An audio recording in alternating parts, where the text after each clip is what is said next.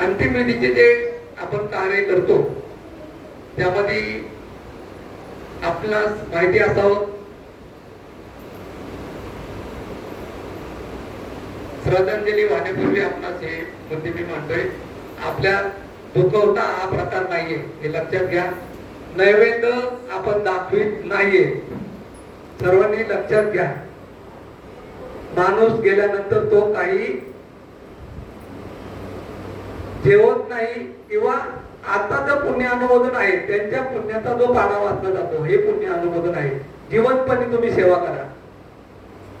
त्यानंतर प्रेत यात्रा आपण घेऊन जात असताना विसावा देत नाही ते लक्षात घ्या. आपण काही ठिकाणी विसावा द्या, गावचे लोक म्हणतील तसं करतो, पण तो प्रकार आपल्याला माहिती असावा. त्यानंतर शेवटी आपण सरणावरती बॉडी ठेवल्यानंतर त्या ठिकाणी सरणते झाल्यानंतर 2 मिनिटं आपण शब्दता घेऊन सरणते घेतो.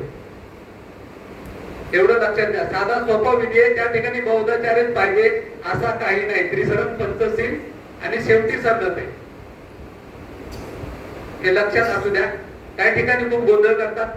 आपल्या सर्व बांधवांना ही माहिती असावी. या ठिकाणी मामाविषयी बोलायचं तर मी लहानपणापासून मामांना